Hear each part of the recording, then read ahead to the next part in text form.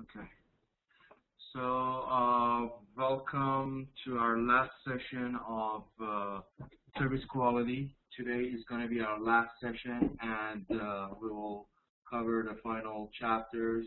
And next week is going to be our question and answer class. So, after we finish today, next week you can bring in all your questions, and we can cover all your questions or wherever you want to any re-explanation or anything extra or any questions that you might have or any comments, we can cover that next week. So today we cover a few more chapters, and then we go ahead and uh, give you your assignment also, the assignment for uh, the, the final assignment, which is due in 2 weeks' time. So let's go ahead and start the chapter 9, leadership and change. So major topic, leadership. What is leadership? Leadership for quality. Is it inherited or learned? Motivation, inspiration, different styles. Leadership styles in TQM, building and maintaining and following, and leadership versus management, and leadership and ethics. So we have leadership and change, employees and managers on change, structuring and change, how to lead a change, lessons from distinguished leaders, servant leadership, and negative influence on leaders.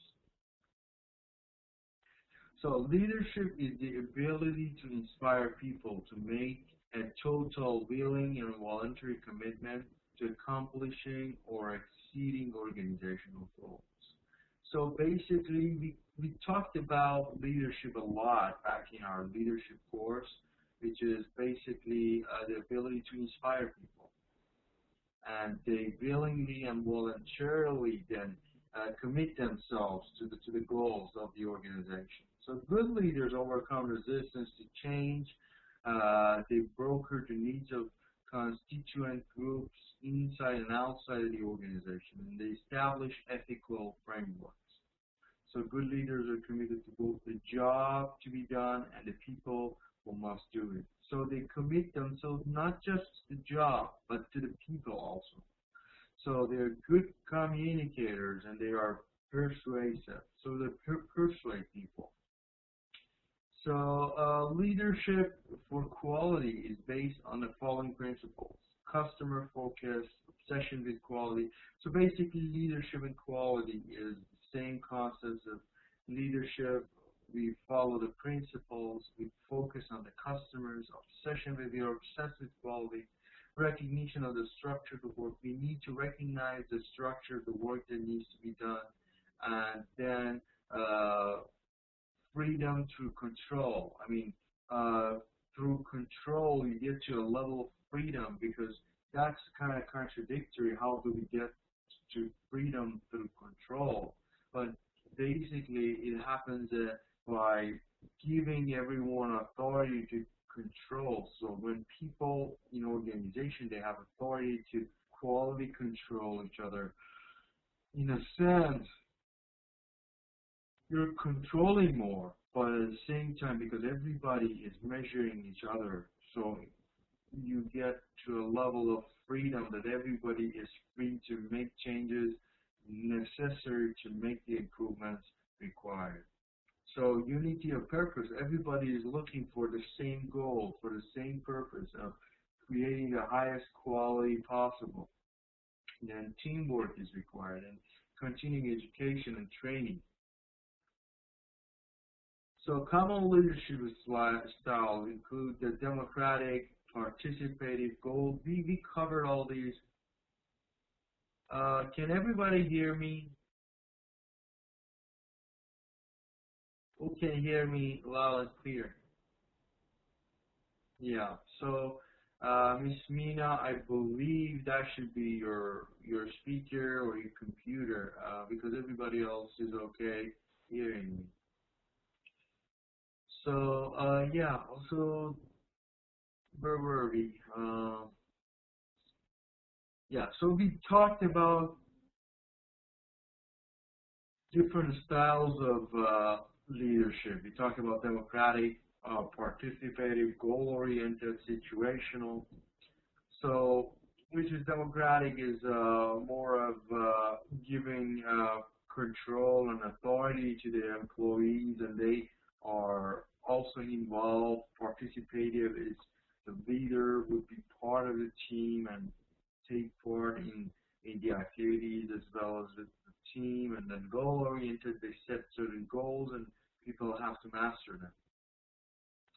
So, and the situation, of course, it depends on different scenarios. They'll take different approaches to leadership. So the appropriate leadership style in a total quality setting is participating, taking to a higher level. So leadership characteristics that build and maintain followership or a sense of purpose. So you have a certain sense of purpose in a participative leadership. So you self-discipline yourself. You're honest. You're credible. You have common sense, and you have stamina and steadiness and steadfastness and commitment. So all these factors that are required for a leader to be committed in order to make other team members work hard towards the goal that everybody has in mind.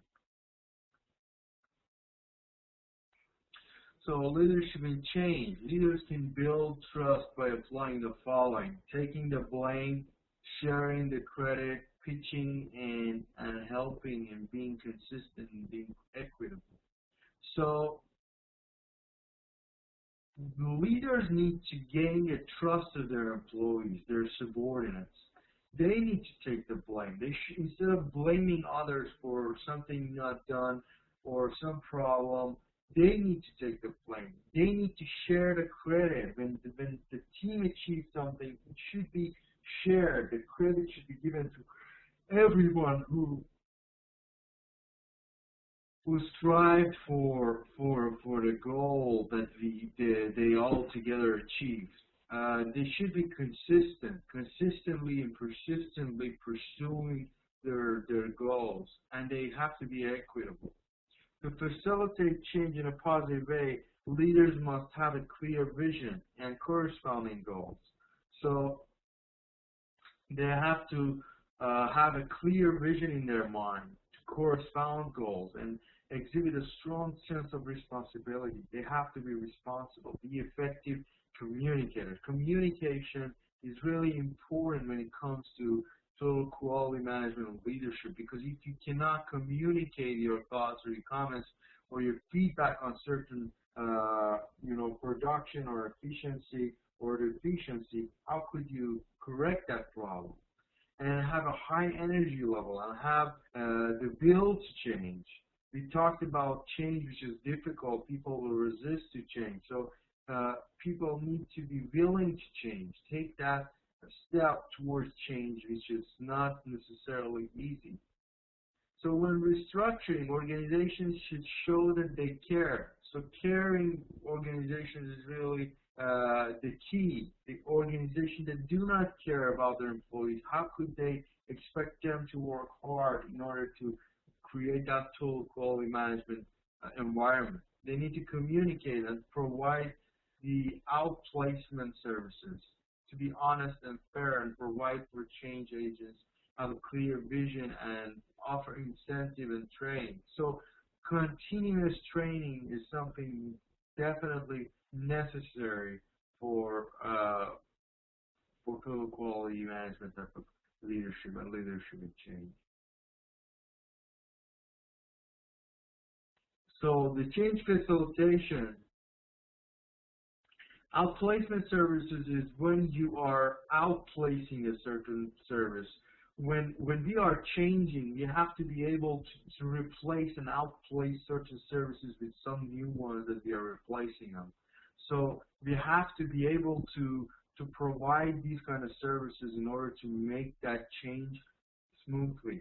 Otherwise, how could you expect your employees change when you are not letting them, replace certain, processes with a new one? So you have to make that possible, and that's part of the leadership job. We talked about employee empowerment. We said that the employees have to be empowered in order to do so. So part of that empowerment is providing these outplacement services, providing these services that let the employees change, amend those processes that are unnecessary and bring in the new ones. So that is part of the leader's job. Then changing the facilitation model contains establishing the reality of change. First, you need to create that concept of change. What is the change that you want to bring in? Then chart and steering committee. So some committee should start working on that change that you want to bring in and develop a change vision. So where does that change is going to bring us to? And then establish an antenna mechanism, which means the mechanism that is doing a continuous research and preparation for that change to happen, and then finally communicate, implement, and incorporate the change. So you have to communicate the change. When the team, the committee has decided certain change is needed, they need to communicate that with their employees, and then finally they have to implement it and then incorporate that change. Leadership change. So servant leadership and stewardship goes beyond employee empowerment to employee autonomy and seek to create an environment in which employees perform out of the spirit of ownership and commitment. So servant leadership is when the leader goes beyond the employee empowerment. So the environment is like a performing one. The leader is actually committed to everything that he or she is promoting. So leaders can counter the negative influence by followers by keeping the vision and values uppermost in their mind. So you have to keep that vision in mind. As a leader, you have to commit yourself to those. You have to look for disagreement among those advisors. You have to encourage the truth-telling. You have to promote your staff to tell the truth, even though it might not be very nice or it might be something negative, but they have to be willing to share that with you. So setting the right example, you need to lead by example. You need to be what you're promoting and asking your employees to be. So by showing them how to be the way you want them to be is the best way to help them understand that you are part of them. Then following their intuition, you need to follow your intuition, your gut's feeling. A lot of time leaders, there was this study on Harvard Business Review periodical saying that a lot of leaders, so most of the leaders, they don't necessarily go by fact and when they make the decisions. They have that intuition in them that gives them some direction. They make the decision. They already know what they're going to decide, and then they support it with facts. So your intuition is always something you got to rely on. And then monitoring the delegated work. You know, you got to monitor when you delegate work to your employees. You got to monitor. You got to see how it's done. Then team building. So the next topic we talk about team building and teamwork, making it teamwork, team building, then teamwork, coaching, team building, and all these kind of concepts. So a team is a group of people with a common collective goal. Very important. So a team is not a bunch of people working together for everyone for a separate goal.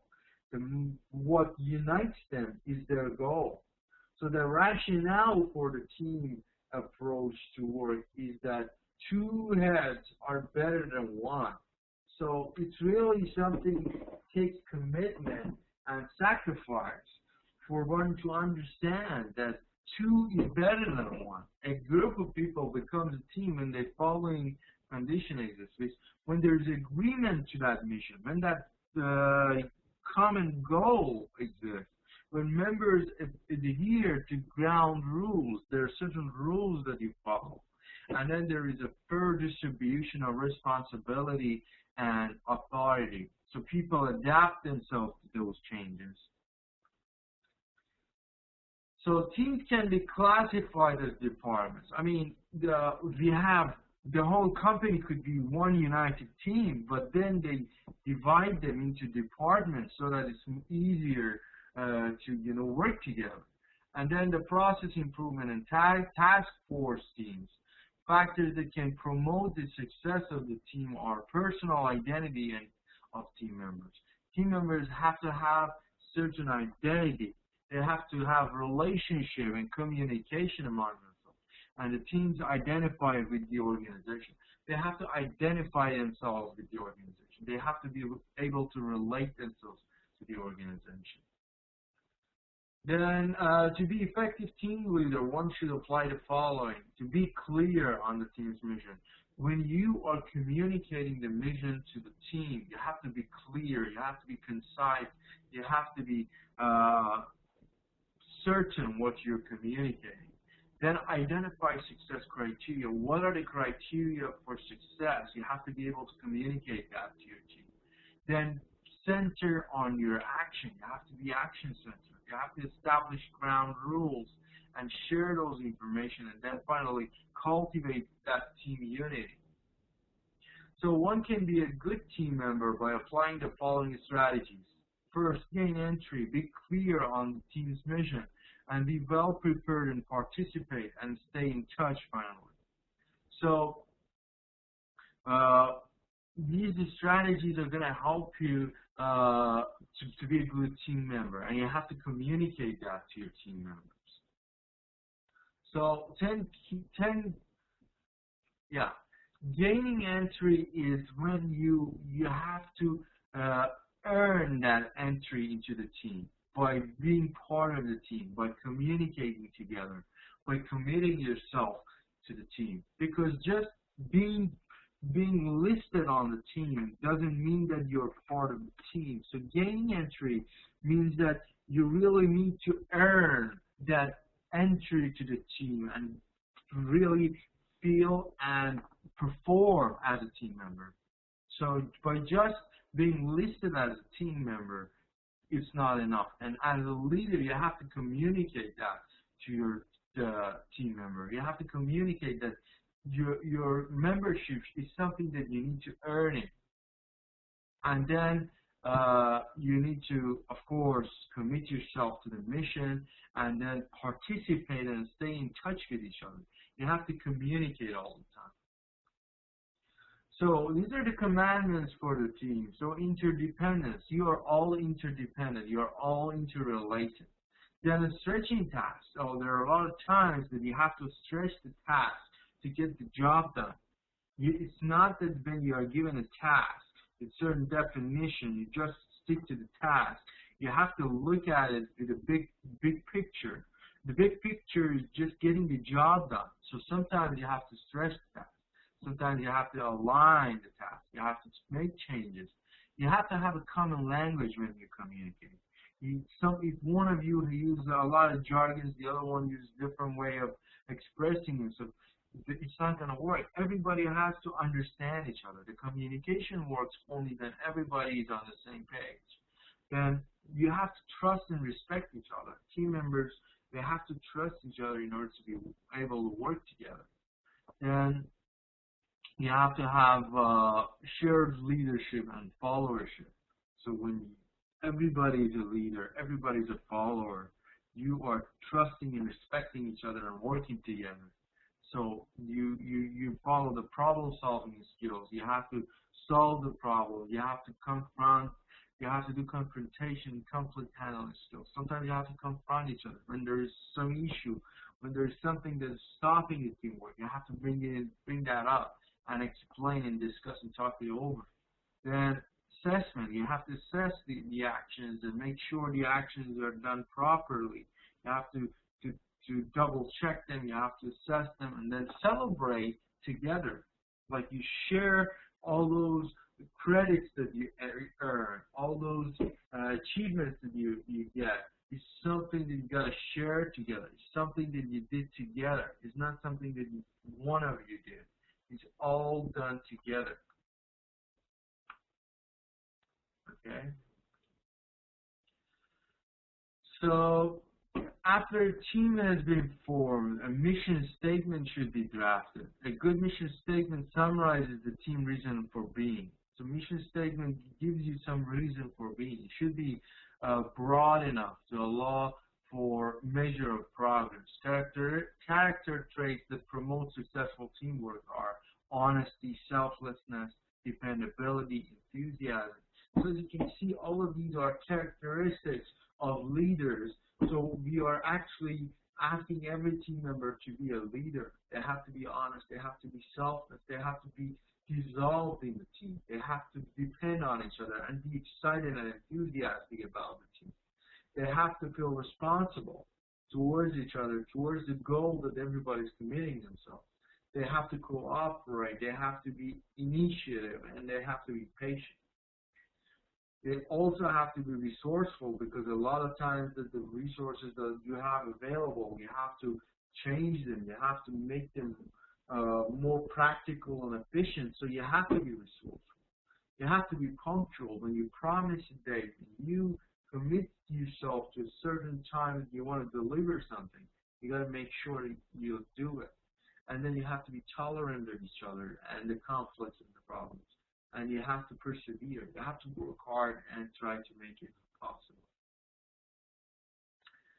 Teams are not bossed. This is one of the rules you want to realize. When you're a leader of a team, you're a team leader or you're a team member, you're not supposed to boss around. A lot of times, one guy in the team is going to take the control over, try to bully and boss everybody else. It's not the way it works.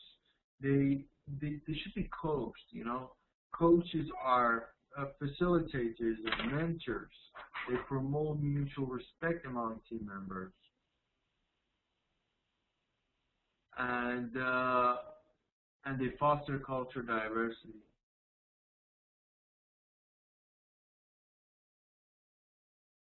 That's very correct. You need to familiarize yourself with the team. You need to look at the team as some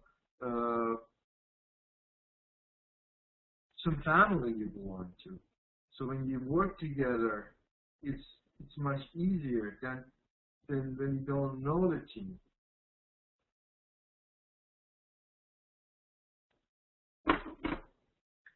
The employees will not always work well together as a team. Just because it's the right thing to do, employees might not be willing to trust their performance in part to other employees. So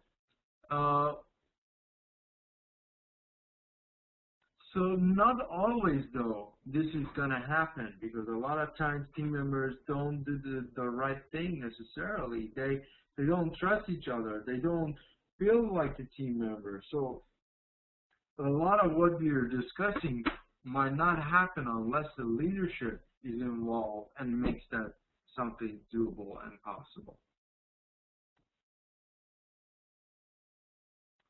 Okay?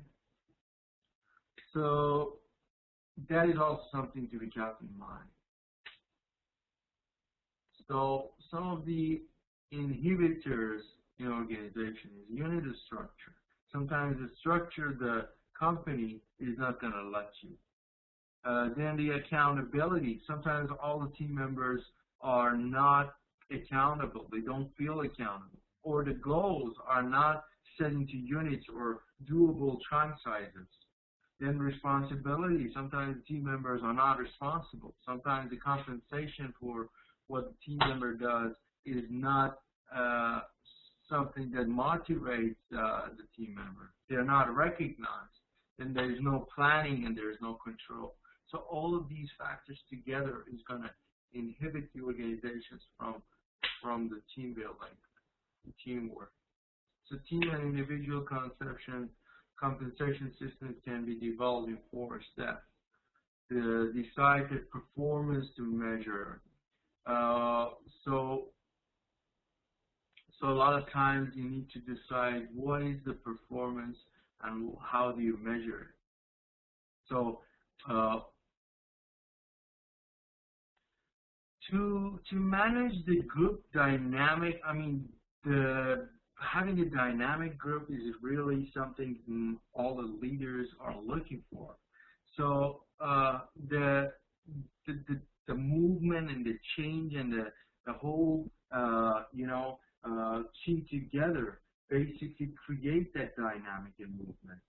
So as a leader, by committing yourself to your goals and mission and communicating that to your team members, you create a very clear mindset for everyone where you're going.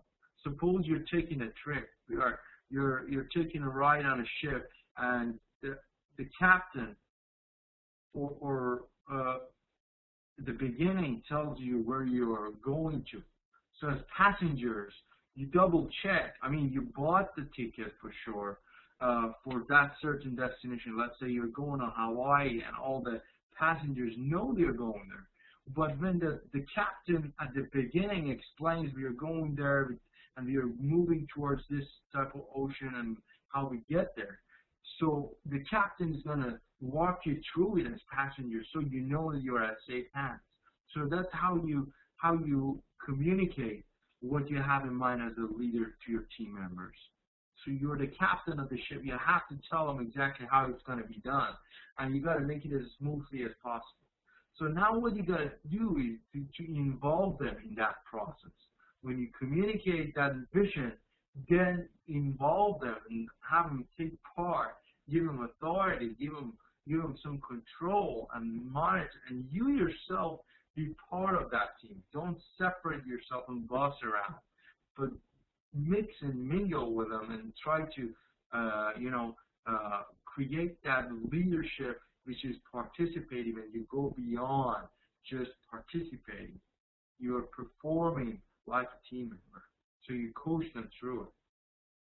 I hope you got your answer to your question.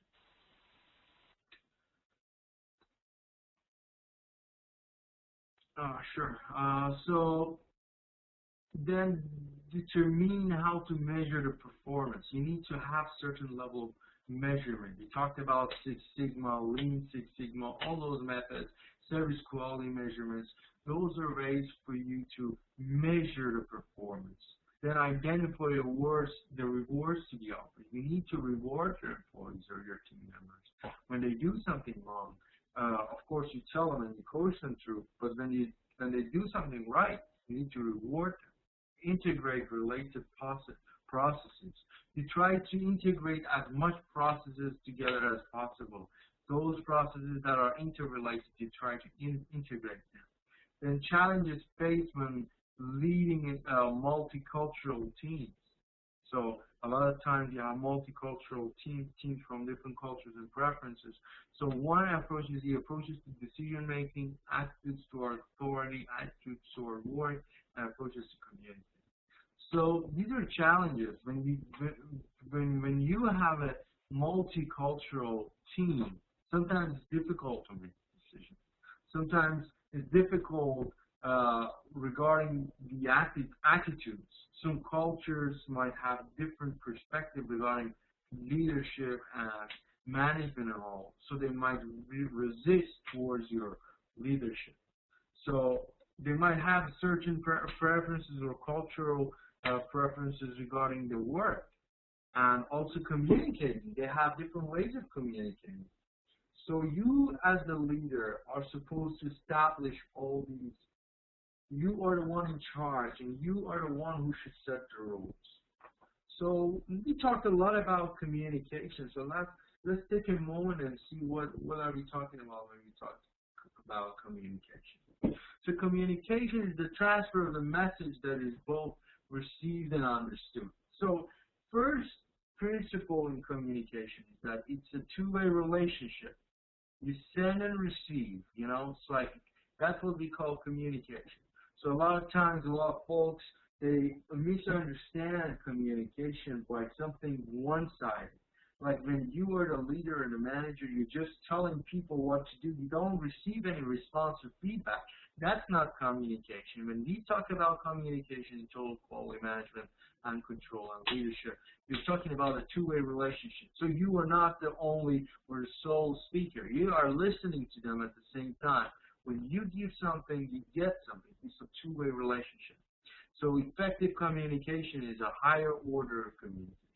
So it has to be effective. It's not just the regular communication. It means the message is received, understood, and being acted on in the desired manner. That's very important, you know. So you might be sending and receiving information, and nothing is going to happen. It's just silence and nothing. That's not what we are talking about. When we talk about communication in our total quality management class or service quality management class, we're talking about that type of communication that you communicate. When you send a message and you receive feedback, something is going to happen. There's an action being taken on. And that action is something towards the goal that you have in mind. It's something towards the desired manner. So communication is the oil that keeps the total quality engine running. So that total quality control that is running, that you're testing quality all the time, you're using methods like Six Sigma and other methods to check the quality, only works when you add the oil to the engine, which is the communication. Communication is what keeps the engine running and running. Without it, the total quality breaks down. Why does it break down? Because when you are controlling, the result of your control should be communicated. When you control a certain process and you see certain shortcomings, if you don't explain those shortcomings to the person who's doing it, how would he in the world be able to change those? First of all, you need to tell them these are your shortcomings, and then they are able to fix them. So communication plays the role of facilitation in a total quality setting. So total quality setting is where you set everything. You facilitate that communication. Communication is a process that involves a message, a sender, a receiver, and a medium. So that is also important. You need to understand, as I said, it's a two-way relationship. You have a sender, a receiver, and a medium in between. So the message is being transmitted, information, emotion, intent, something else. The sender is originator of the message, and the receiver is the person to whom it goes. The medium is the vehicle used to transfer that message.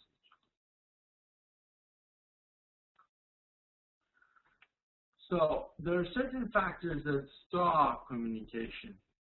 So difference in meaning. Certain times, sender has a certain meaning in mind and the receiver a different meaning. So that differences in meanings are breaking down the communication. Lack of trust. Sometimes you as the sender don't trust the receiver, or the receiver don't trust you as the sender. So trust, because it's in every two-way relationship, the major factor that is going to help the relationship work is trust. So if you don't have trust, how could you possibly make that happen or work? So information overload. A lot of times you have information overload. You bombard your receiver with information. You need to understand as a leader, as a team leader, as a participant leader, you are sending those information that are useful. You're not just sending any information. You're sending those that are going to make the change. You remember that communication has to lead into action. So for that to lead into action, you need to be sending information that is only necessary, not to overload your receiver. And then interfere. You don't interfere while this communication is going on. Everybody has a right to say, and you have to listen to them. Premature judgment, that's the killer. You don't want to judge your employees. You never want to do that. When you have a two-way relationship of communication, for sure they're going to tell you, and a lot of times there are rooms for improvement, and they say something. They could have done a better job, or they can do a better job, and so on. But you don't just call for judgment and judge them right away. You try to get as much information as possible from them and give them a coaching that's going to help them to do it right, not to break them. So kill a messenger sender. So sometimes you have a message, right? Let's say it's financial crisis. So financial crisis has happened, that's a fact. And you as a leader is only the messenger. Or maybe certain product is not going right, and one of your employees is just telling you this is not working. So he's just a messenger giving you the facts. So you don't punish the messenger because the message is bad. I mean, the message could be just some factual message. You need to realize how to differentiate between the message and the messenger. Sometimes the messenger is just giving you some facts according to a certain research done. So you don't punish the messenger just because you don't like the message. So condescending tone. You don't have. You try to set the tone with the vibrant and sending tone, not a condescending tone. Inaccurate assumptions. You don't make assumptions. As a leader, as a team member, you never ever make assumptions.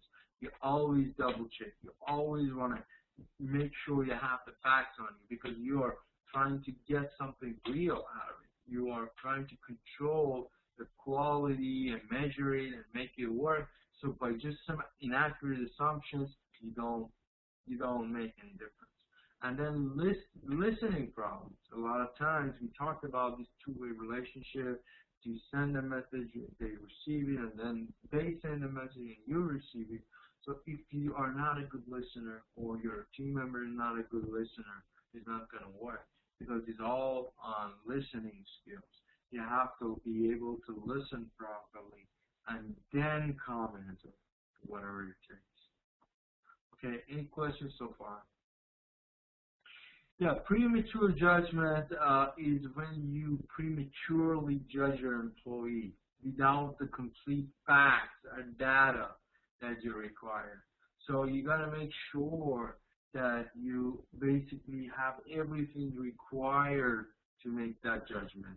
So judgment is the last thing you want to do. You try to postpone it as much as possible. You don't judge your employees just by some vague information.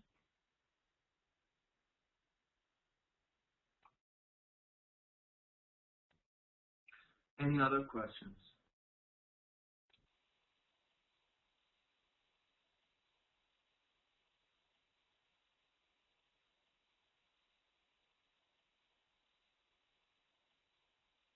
Okay.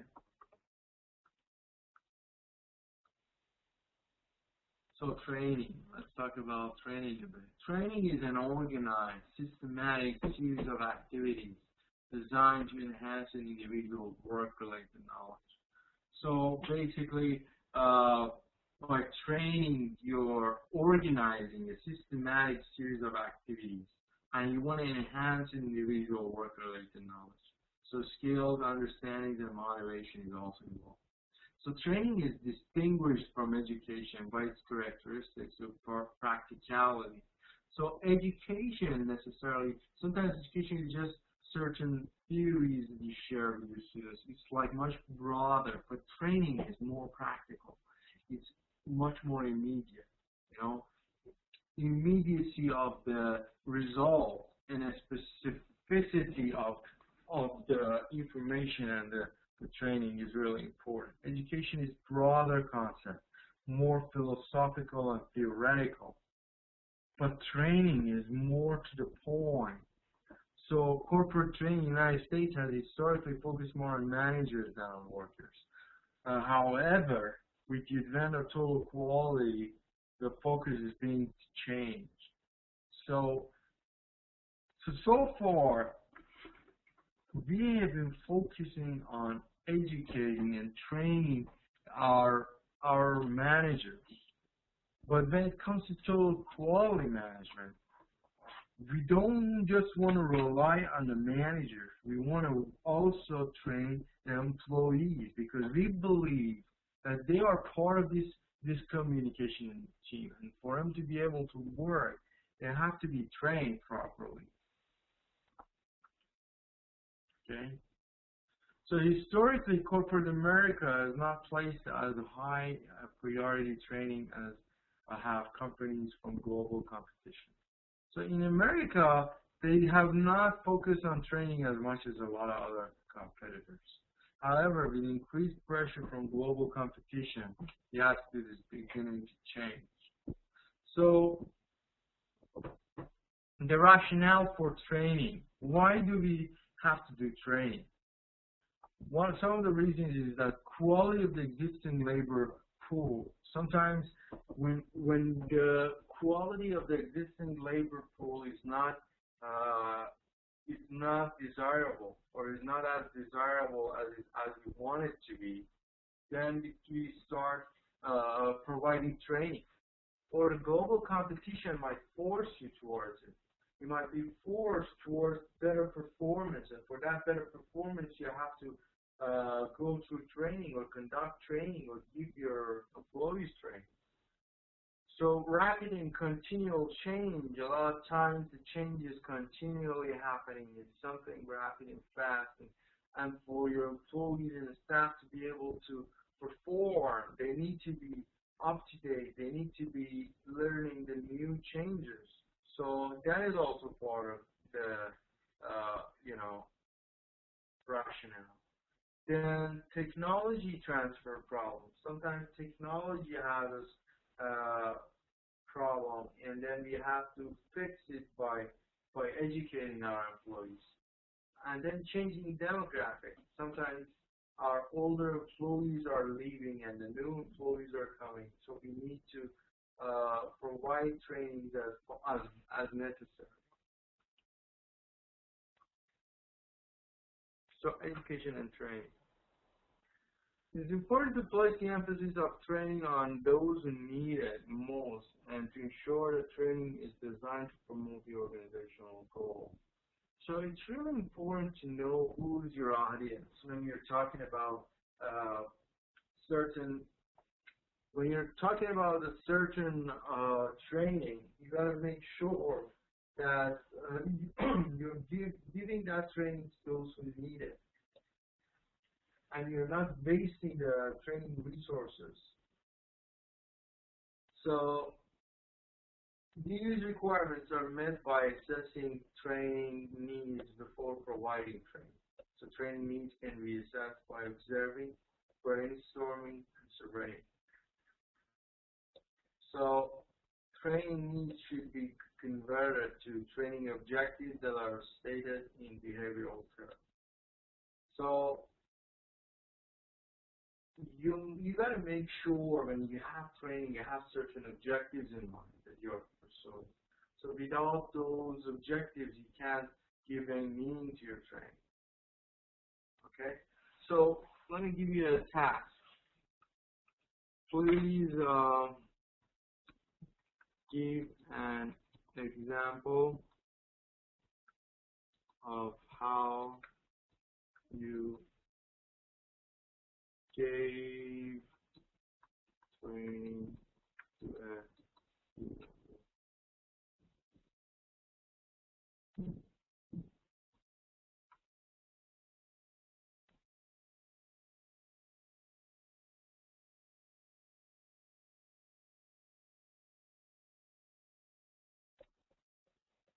And I want you to focus on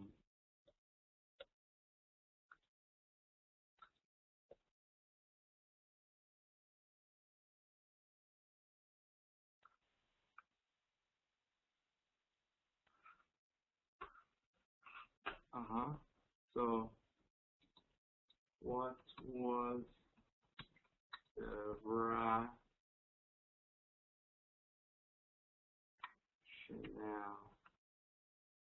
So I want you to give me an example of a time that you gave training to a team member, and tell me which one of these was your rationale. Was it quality or existing labor pool, global competition, rapid and continual change, technology, changing demographics? So why did you give that training to that employee or team member, and how did you do it? Give me an example. So just give you a couple minutes, work on it, and let me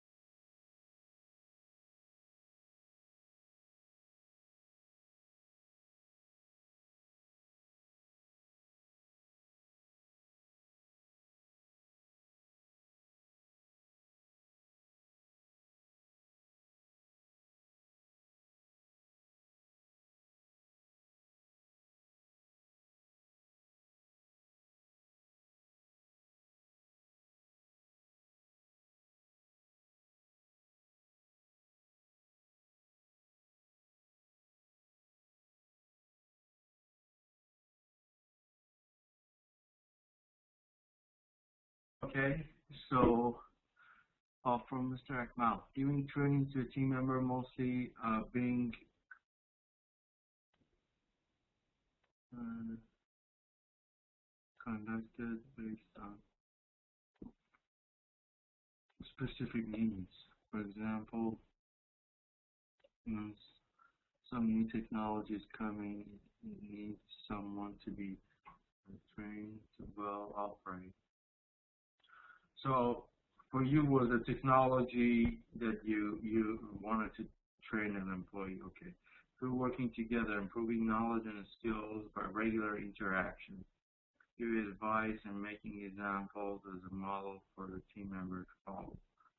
Some notes on how to achieve the task. Indeed.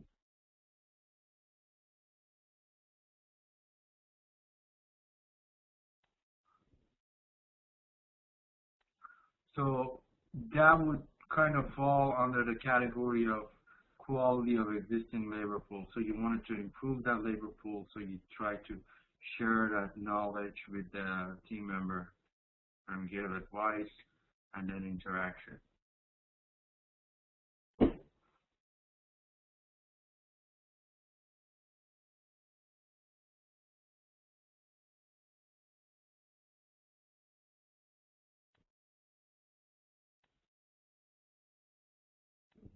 Very good.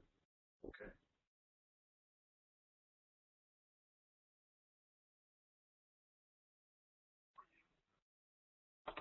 Anybody else wants to share his or her example or answer?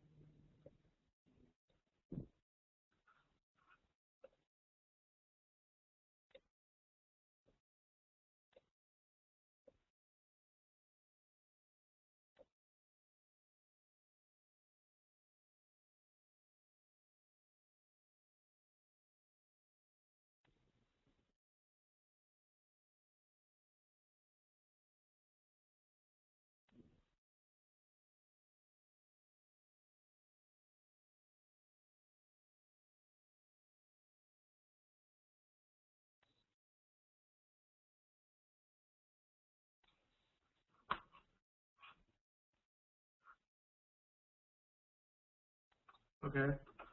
No problem. So let's go.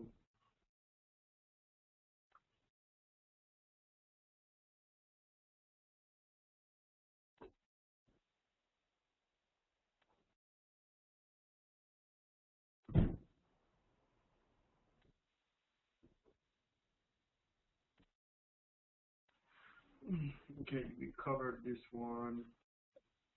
Okay. So training can be provided in-house. Sometimes you provide training in-house in your own organization through corporate-owned education and training facilities, or in conjunction with colleges, universities, or professional organizations. So you bring in another consulting agency, or you college or university, or you do it via satellite downlinks. So either of these would be certain training. What we are doing here is actually education, like our MBA course, but our Worldwide Science Organization also has the online support for companies and corporations. We do offer coaching and consulting as well. So that, when it's only for the purpose of the company, is called training. So we would be hired and included in that process by the company, and we will provide the coaching. So education and training. Regardless of the approach used, the following strategies should be applied. So these strategies should be applied anyway. So build in quality from the start. So you want to build in certain level of quality from the beginning. From the beginning, you want to sustain and create certain level of quality. So design small, think creatively, shop around, preview, and customize. So these are some of the factors you want to keep in mind when it comes to training. You want to set certain level of quality at the beginning. You got to design small chunk sizes at the time. Then be creative and innovative as much as possible. Shop around and look for the best training possible. And then preview, see how it's going to look, and then customize it according to your needs. So evaluating training begins with a clear statement of purpose. So that is really, really important, to know exactly what is the purpose of that training that you're going to get. So if you do not say or write or have a statement of purpose of your training, you are not able to benefit from your training. Because, I mean, it's not about the sentence or writing it down. It's about knowing exactly what you want to get. What is the purpose of your training? If you cannot answer this question, you need to study more and get ready for the training first. You're not ready yet. You got to exactly know why you need that training and why you're getting this training. So with the statement of purpose drafted, next step is to ask the following questions. What was the training value? So after you have that statement and get the training, then you can say, was that training value? Was it related to the statement of purpose? Was it meeting the objective? Then did the employee finally learn what they were intended to learn? And then has the training made any differences? So a lot of times, though, the training is not going to bring you immediate results, but what you can see is the change, the process of change has been initiated. The employees have learned. The employees are applying what they learned. So these are the changes that you're looking for. So not necessarily you're looking for dollar amount right after your training. You're not looking for extra 10% in your sales. But you are definitely looking for changes in behavior of your employees. You want to make sure that those education and training that you provided your employees with translated into some behavioral change. So managers who serve as trainers should understand the principle of learning and force the teaching method. So if you are a trainer, if you as a manager or leader decided to become the trainer of your employees, please keep in mind, first of all, you need to prepare. And actually the preparation part is the most important part. So it's preparation, and then presentation and application and evaluation. First of all, you need to prepare, fully prepare, get ready, and then present it to the employees, and then help them apply, and then finally evaluate so that you see the difference. You see that the changes are happening. In presenting instruction, trainers should remember that people learn by doing. Always remember, the reason we always have a task in the class, the reason that you always have assignments, the reason you have a final project, all these are because we learn by doing the most. Research shows people tend to forget about 80% of what they hear if they don't do anything, if they just listen. So only 20% retention. But this 20% retention might be multiplied and increased to 80% if they do it at the same time that they are hearing. So when you involve the listener, when you involve the participant, when you involve the training, by having them do something, by applying those theories into action, they learn. So widely used instructional approaches are lecture, discussions, demonstration like teleconferences, videotape programs, interactive video instructions, all these that we also do have in our worldwide science organization. So functional illiteracy affects business and industry as follows. So when we have functional illiteracy, when there is a certain illiteracy about certain functions, there is difficulty filling high-skilled jobs. So high-skilled jobs are looking for those literate in that certain business area. So when you are not literate, when you are not educated, when you are not trained about certain functions, you have lower or less productivity. You have higher level of waste. You waste more. So higher potential for damage to sophisticated equipment. So when you're working with an equipment and you're not educated and you're not trained on how to perform and how to make it function, you might damage the equipment, and then more dissatisfied employees. When you are not educated, when you are not trained to how to perform on certain level with certain expectation, you don't feel content. You don't feel happy with yourself. You have a comment from Mr. Barre. Our organization provides lots of training, but not based on position need, which is not effective and does not bring positive change. That is true. Yeah, we talked about it. We said you need to have an argument for your change. You need to have an argument for your training. Why are you giving that training? The reason I gave you that task is it's so important to know why. So knowing why and how you're going to do it, it's going to make a difference. So you don't give a training to someone who doesn't need it. You got to give that training to someone who is going to benefit from that training. You know? Before putting employees in training, it is a good idea to teach them study skills that will enhance their training. They should learn to make schedule and stick to it.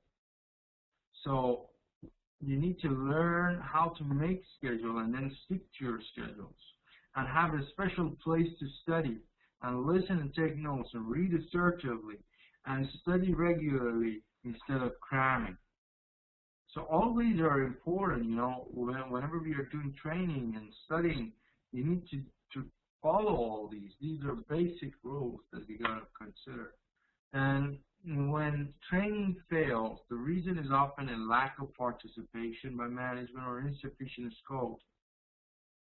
So if we do not have participation leadership, that the leader is actually involved, is actually part of the training, or basically the scope, the goal, the horizon of the learning is not clear. Or the quality training should be divided into three broad categories: quality planning, quality control, and quality. So basically quality training we can divide into three. Whenever you're giving a training to your staff, it's either quality planning, helping them how to plan better, whatever department they are, it doesn't matter, but how to plan better, how to do a better job. Then do quality control, how to control the quality, and then how to improve the quality. So orientation training sometimes fails. When it does, the cause is usually one of the following. So mostly training fails because it's either insufficient information given, too much information is given, or conflicting information is given. So you don't want to give too little or too much, and you don't want to give information that is contradictory, because it's not going to work. Okay? To improve orientation training, organizations should be basing their, what about the staff? What about it? What do you mean, what about the staff? I mean, in what sense? Can you rephrase your question, Mr. Nawawi?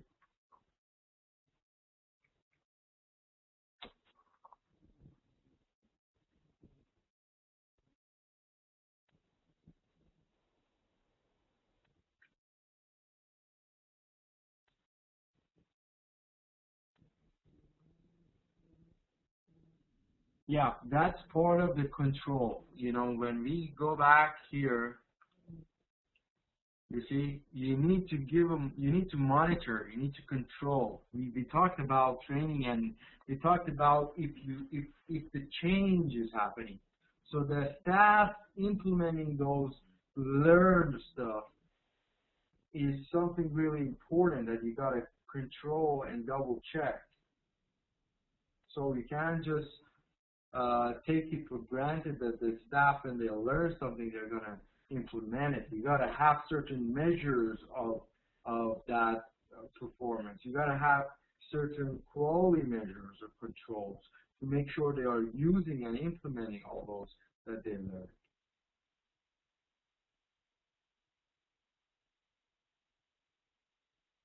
Okay, so that's about that.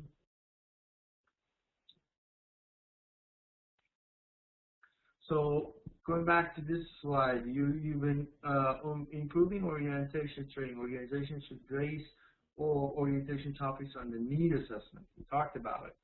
Should be something needed. Establish an organizational framework. So they have to have a framework. They have to have an outline. And then here, establish learner control. You need to control your learner. To answer your questions now, I'll be again. When you control your learner, you got to make sure they implement what they learn into their real careers. Make orientation a process rather than an event. So the teaching should be a process. It shouldn't be just an event. Like a lot of times employees look at the training as just fun times. You just go for the event, have some food, and that's it. But that's not true. Training should be a process. It should be a process of changing those participants, changing their behaviors. So a lot of people's responsibilities to emerge. You need to personalities. You need to help them emerge. You need to help them flourish. You need to help them share their ideas and thoughts with you.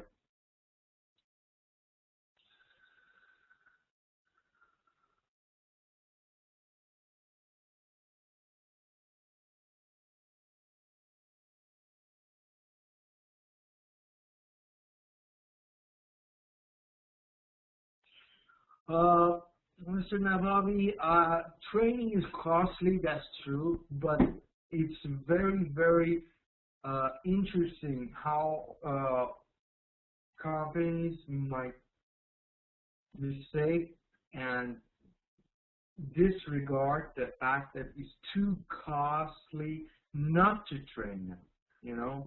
It's true that you have to incur a cost to train your employees, but it's actually way more costly not to train your employees, because when you are not training your employees, a lot of factors are in action against you.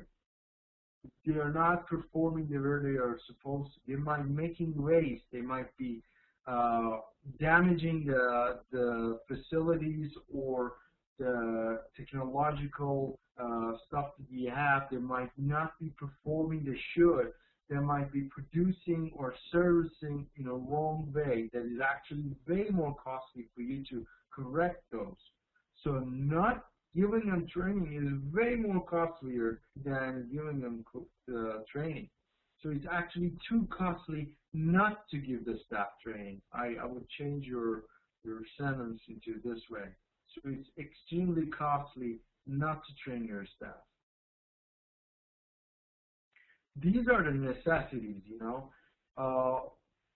It's true that the companies have to spend money to provide that training, but it's as if you tell me that you are a computer company and it's costly to have CPU in your computer.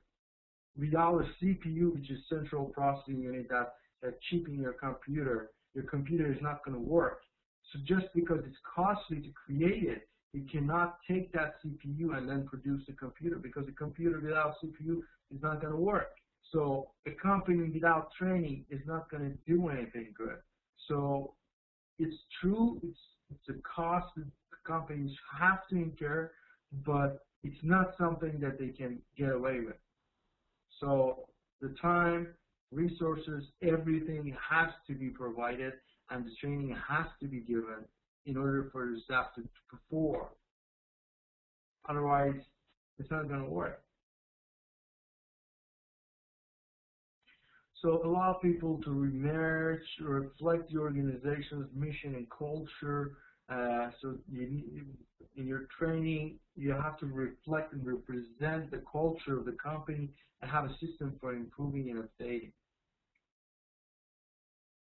So topics frequently dealt with the ethics training programs or alcohol abuse, theft, conflicts of interest, abuse of expense accounts, misuse of company property, kickbacks, bribery, improper relationships with government officials, and false advertising.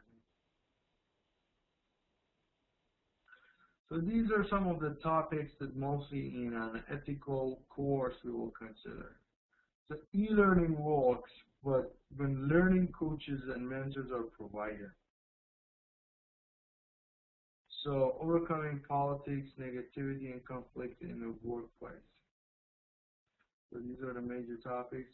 So internal politics consists of activities undertaken to take advantage or influence an organization decision-making in ways intended to serve a purpose other than the best interest of the overall organization.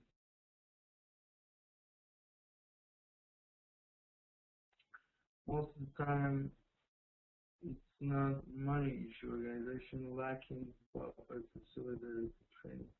Yeah, that's very true. A lot of times, good facilitator is missing. A lot of times, a good trainer is missing. I mean, it's really. Did you send a slide? Oh, I did send you the slides many weeks ago. You have all these as one single PowerPoint. It's titled SQ. I believe I sent to everyone. Give me, those of you who don't have it, please write your email. I'll resend it to you. Write your email down there if you don't have it. It doesn't matter, change will happen.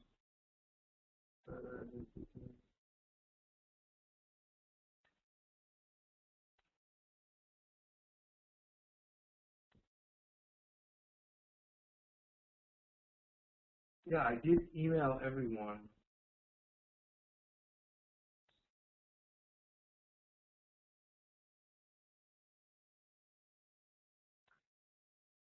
Yeah, okay.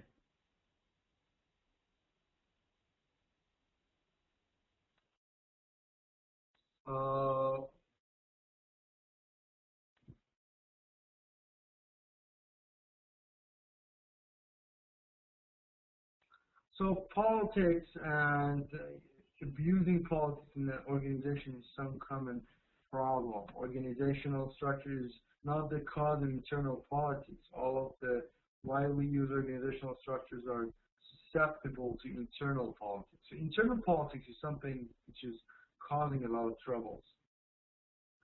So several concepts like personal insecurity, self-interest, hunger for power, ambition, ego, and need for acceptance are the primary drivers of internal politics.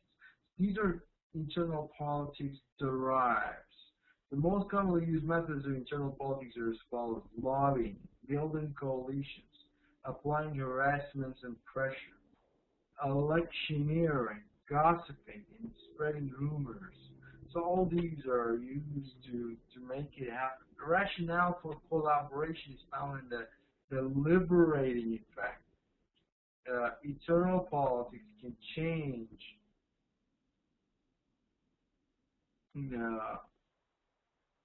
during organization. It can drain an organization of its intellectual and physical energy, and in the process take away its ability to compete.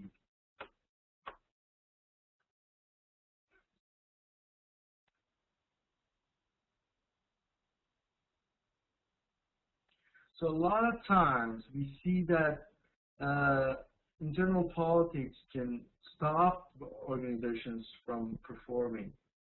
And organizations' effort to control internal politics should have at least the following components.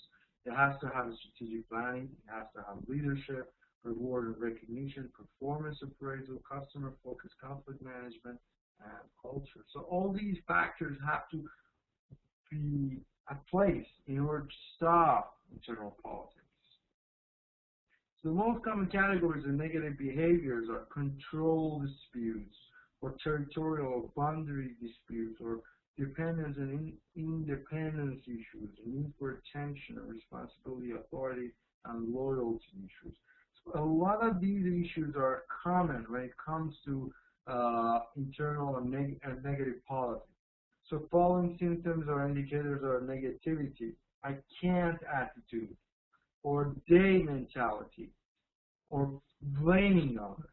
So when you say I can, then you as an employee are not empowered enough to say I can, or the mentality of they rather than us. These are kind of signs and symptoms of the problems.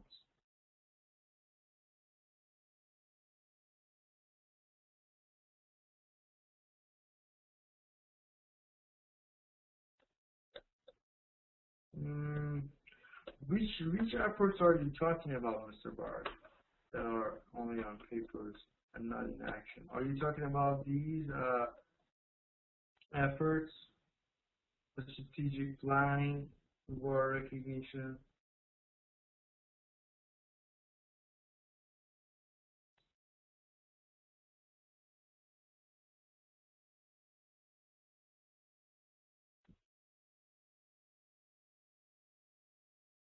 Mr. Barak, are you talking about these efforts?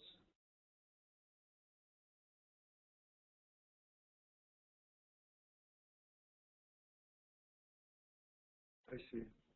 Yeah, but there's always room for betterment, room for change, room to fix those problems. Problems always exist. No matter how good we are, we can still be better. So, so these are some of the ways to fix those problems. If they don't exist, you have to make them exist. If they exist and they're not as good as they should be, we should make them as good as they should be. So it's all depending on us. So problems always exist. They always exist, and they will exist as long as the humankind will exist. So what we are supposed to do is just to fix those. Those are good strategies to fix the problems, actually. The territorial behavior in organizations manifests itself in the following ways: occupation, information manipulation, intimidation, alliances, invisible walls, strategic non-compliance, discredit, shunning, camouflage, and filibustering. So as you can see here, all these territorial behaviors are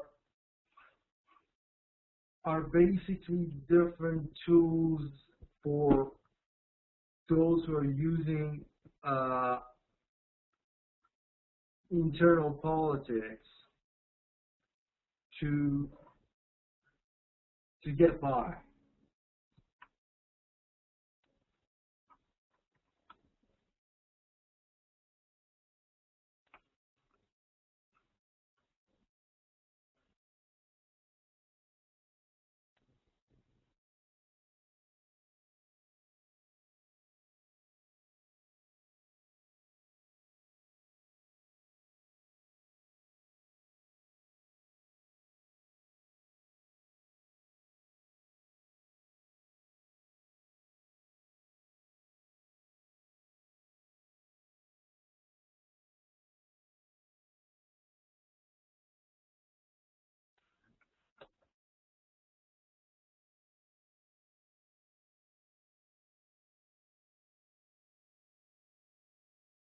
Okay.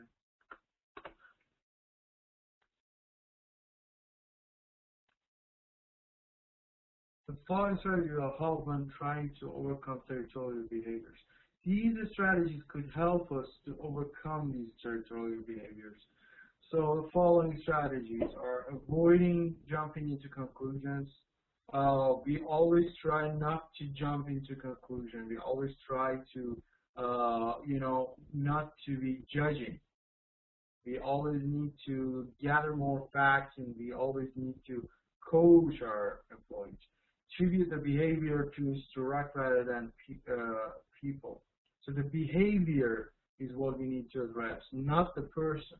And ensure that employees don't feel attacked. Don't attack the employee, coach them through and avoid generalizations and understand irrational fears, and then respect each individual perspective, and then consider the employee's point of view.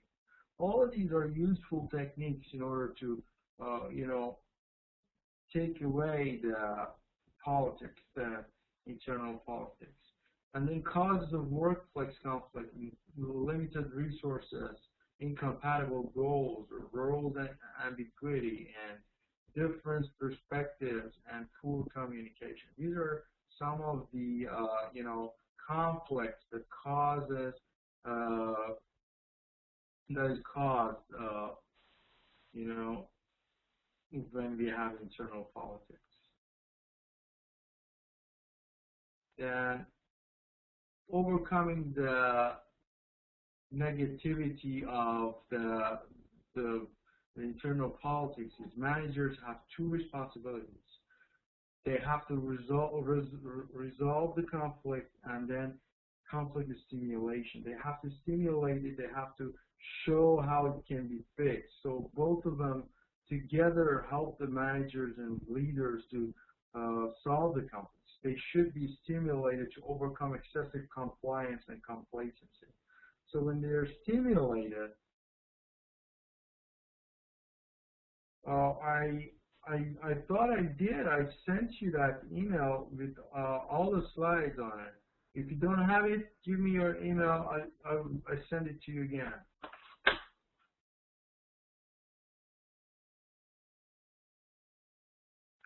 I did it many sessions ago. I think it was almost the beginning of the semester. If you don't have it, please send it to me. Give me your email. I'll send it to you again.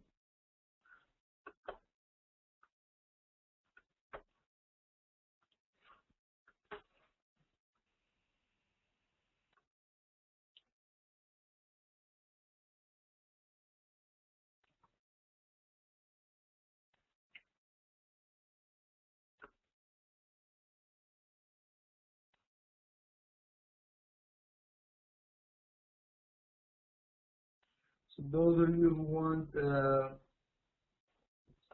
slides, please give me your emails, and I send it to you again.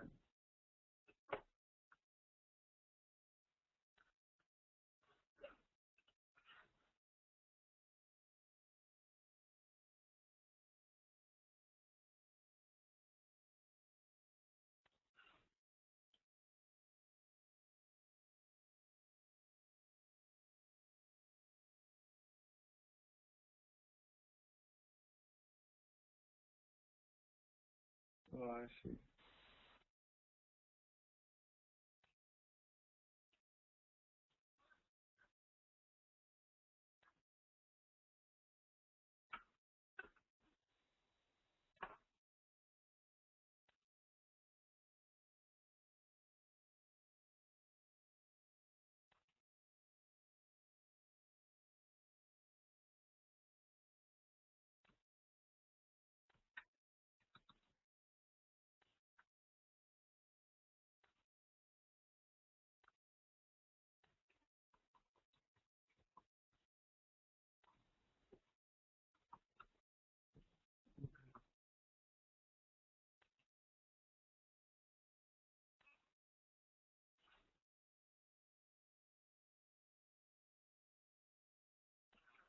Okay. So there you go. I just sent you the slides. So let's just look at the assignment. The assignment is pretty simple. It's you're welcome. Uh, the assignment is an essay I want you to do. I did ask you last semester to give me an essay on the previous topic also. I remember one of the courses that we had together. I asked you to do that. So this is very practical. I think it's going to be a good summary of the course we did together. I want you to write an executive summary of what you learned, how you're going to apply it into your career. So 10 pages, then I want real data onto your job, how you really want to apply it. It's due by 23rd of September, and it has to be authentic, and please no late submissions. So this is due by 23rd, which is 2 weeks from now, and basically it's pretty simple. Write an essay on,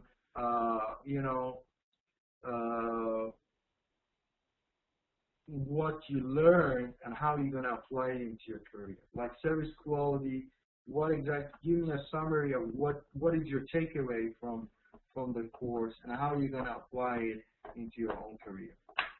So that is going to be your assignment. Is there any questions regarding your project, individual project?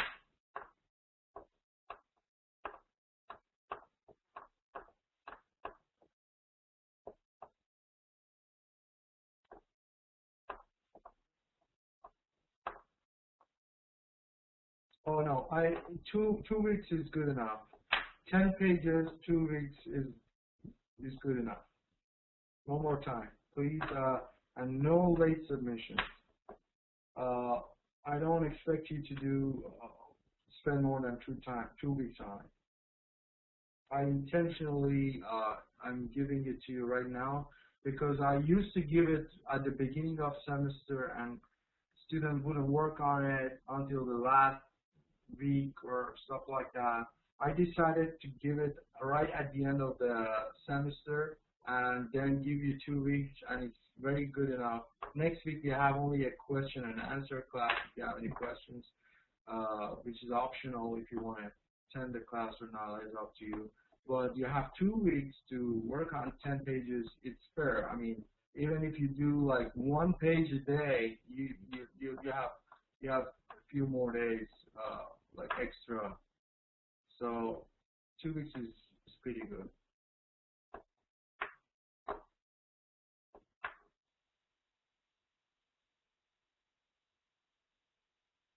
Okay, I'll email you the assignment as well, the project. Make sure I do it today. So, sure, no problem. Is there any questions? Any comments or questions?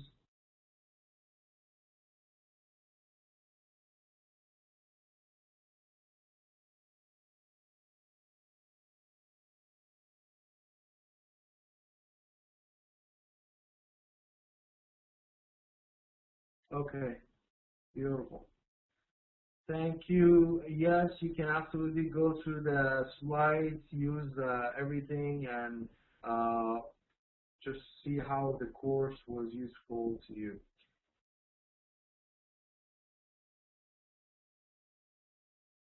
No, you can do it in 2 weeks.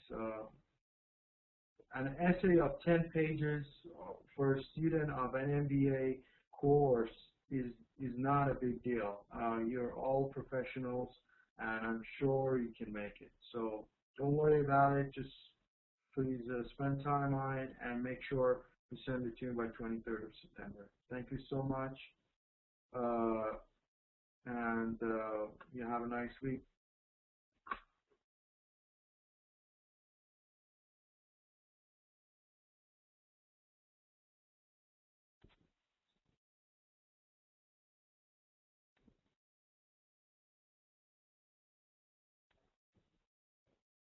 Thank you, and it was a pleasure being with you again at this course, and I look forward to seeing you again in the next courses in the future semesters. So thank you so much for your attendance and participations in the class, and I'll see you in the Q&A session next week if you would like to attend and if you have any questions. Thank you, and you have a nice week.